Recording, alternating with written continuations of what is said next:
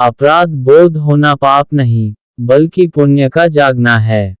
क्या आपने कभी सोचा है कि कुछ लोग अपराध करके भी चैन से सो जाते हैं, और कुछ लोग छोटी सी गलती के बाद भी अंदर ही अंदर टूट जाते हैं? क्यों किसी को फर्क नहीं पड़ता, और कोई छोटी सी भूल पर भी पश्चाताप में डूब जाता है? आज हम इसी रहस्य को समझेंगे। अपराध बोध होना पाप नहीं, बल्कि पुण्य का जागना है।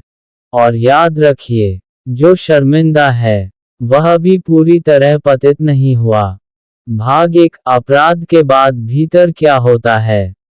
जब कोई व्यक्ति गलत करता है तो उसके भीतर दो शक्तियां सक्रिय हो जाती हैं। एक मन, दूसरी आत्मा। मन कहता है कोई नहीं देख रहा, सब ऐसा ही करते हैं, भूल जाओ, आगे बढ़ो। लेकिन आत्मा चुप नहीं रहती, वह धीरे धीरे पूछती है, ये सही था? क्या तू यही है? क्या तेरा यही धर्म है? यही प्रश्न धीरे धीरे अपराध बोध बन जाते हैं। भाग दो, अपराध बोध कमजोरी नहीं, चेतावनी है। बहुत लोग सोचते हैं अपराध बोध होना कमजोरी है। नहीं, ये कमजोरी नहीं है, ये चेतावनी है। जिस दिन किसी इंसान को गलत करके भी कोई ग्लानि नहीं होती, समझ लीजिए उसकी आत्मा सो चुकी है। और जिस दिन गलती के बाद दिल भारी हो जाए, नींद न आए, मन घबराए, वही दिन है जब भीतर का पुण्य जाग रहा होता है। भाग 3, शास्त्र क्या संकेत देते हैं। भगवद गीता संकेत देती है, अधर्म का पहला दंड बाहर नहीं, अंतरात्मा देती है। कर्म का पहला फल पुलिस नहीं देती, समाज नहीं देता, आत्मा देती है।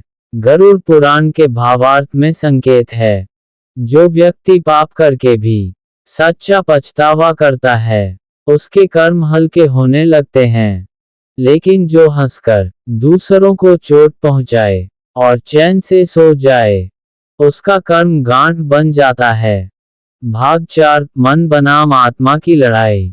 ध्यान से समझिए। मन कहता है शर्म मत करो, सब चलता है, जीवन ऐसा ही है। आत्मा कहती है रुक, अब भी लौट सकता है, अभी देर नहीं हुई। अपराध बोध इसी संघर्ष का मैदान है। अगर मन जीत गया तो अगला अपराध आसान हो जाता है। अगर आत्मा जीत गई तो इंसान टूटता है, लेकिन बच जाता है। भाग 5, जो शर्मिंदा है वह पतित क्यों नहीं। यही सबसे गहरी बात है। शर्म होना मतलब संवेदना अभी जीवित है, दूसरे के दर्द को महसूस करने की क्षमता अभी बाकी है। पूरी तरह पतित वही होता है जिसे अब किसी के आंसू दिखाई ही न दें। इसलिए याद रखिए, जो रोता है वह सुधर सकता है, जो शर्मिंदा है वह अभी भी इंसान है। भाग 6, अपराध बोध से क्या जन्म लेता है। अपराध बोध से जन्म लेते हैं प्रायश्चित, सुधार, आत्मबल और अंततः धर्म। इतिहास गवाह है, सबसे बड़े परिवर्तन अपराध बोध से ही शुरू हुए हैं। जिस दिन कोई व्यक्ति खुद से कह देता है मुझसे गलत हुआ, उसी दिन उसका पतन रुक जाता है। भाग 7, सबसे खतरनाक स्थिति कौन सी है। सबसे खतरनाक वह नहीं जो गलती कर बैठा, सबसे खतरनाक वह है जिसे अब कोई अपराध बोध नहीं, न पछतावा, न ग्लानि, न डर। ऐसे व्यक्ति का कर्म धीरे नहीं टूटता, वह एक साथ गिरता है, क्योंकि अब चेतावनी समाप्त हो चुकी होती है।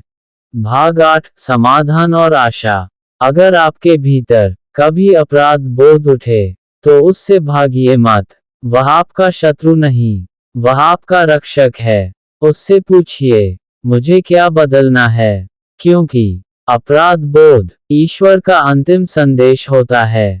सुधरने के लिए याद रखिए, अपराध बोध होना पाप नहीं, ये पुण्य का जागना है। और जो शर्मिंदा है वह भी पूरी तरह पतित नहीं हुआ। अगर यह बात आपके दिल तक पहुंची है, तो समझ लीजिए, आपकी आत्मा अभी जीवित है।